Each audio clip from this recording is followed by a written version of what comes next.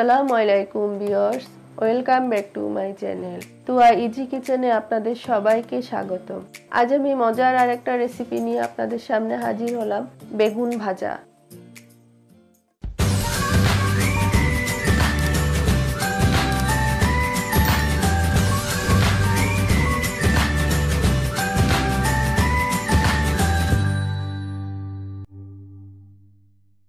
এখানে আমি 3টা বেগুন নিয়েছি, খুব একটা বড় না, মাঝারি সাইজ।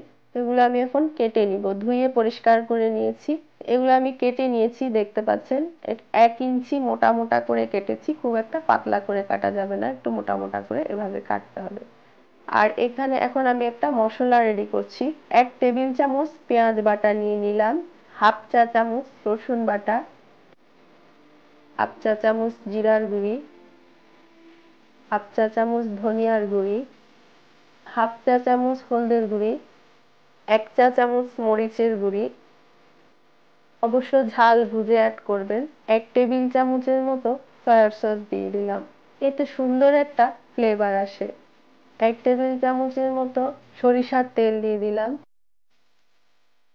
দিলাম হাফ চা চামচের মতো চিনি, আর 1 চা চামচের মতো লবণ। লবণটা দেওয়ার সময় আমার ক্যামেরাটা অফ হয়ে গেছিল, তো ফুটেজটা আসেনি। এখন ভালো করে এটা এভাবে মিক্স করে নিতে হবে। চিনিটাতেও স্বাদ বাড়ায়, একটু চিনি দিয়ে দেখবেন বেগুনের টেস্টটা দ্বিগুণ বেড়ে যাবে। ভালো করে সব মিক্স করে নিলাম। এখন বেগুনের সাথে এগুলো ভালো করে মিক্স করে নিব। এভাবে দুই পাশে ভালো করে হাত দিয়ে ডলে ডলে লাগিয়ে নিতে হবে। দেখতে পাচ্ছেন আজ আমার একটু ঠান্ডা লেগে আছে, ভয়েস দিতে একটু সমস্যা হচ্ছে। এভাবে সব কয়টা লাগিয়ে নিলাম। এখন আমি এগুলো রেস্টে রাখবো 10 মিনিটের জন্য। ঢেকে দিলাম। ফিরে আসলাম 10 মিনিট পর। আর এখানে আমি 2 টেবিল চামচের মতো বেসন নিয়েছি।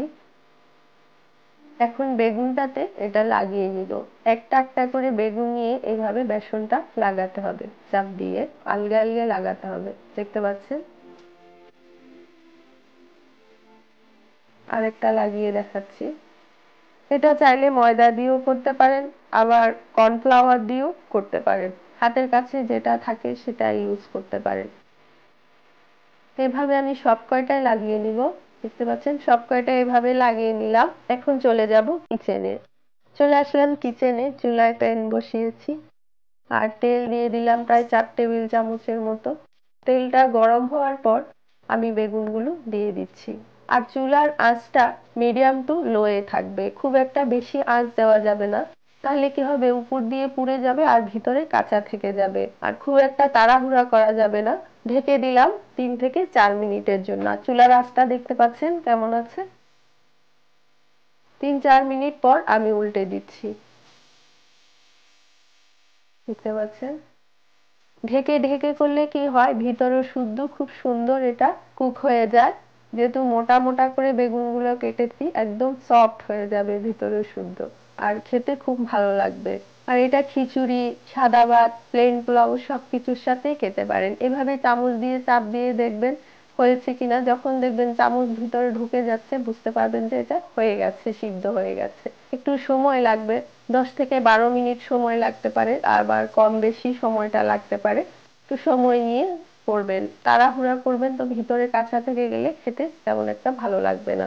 খুবই মজার একটা রেসিপি। আমার রেসিপিটা যদি ভালো লাগে লাইক কমেন্ট শেয়ার করবেন, আমার চ্যানেলটি সাবস্ক্রাইব করবেন, আমার পাশে থাকবেন। তো হয়ে গেছে, আমি উঠিয়ে নিচ্ছি এবং আপনাদেরকে পরিবেশন করে দেখাচ্ছি। দেখতে পাচ্ছেন কি সুন্দর হয়েছে, খুবই মজার একটা রেসিপি। আশা করি আপনাদের সবার ভালো লেগেছে। এতক্ষণ আমার ভিডিওটা দেখার জন্য আপনাদের সবাইকে অনেক অনেক ধন্যবাদ। আবার অন্য কোনো ভিডিও নিয়ে আপনাদের সামনে হাজির হব। সবাই ভালো থাকবেন। আল্লাহ হাফেজ।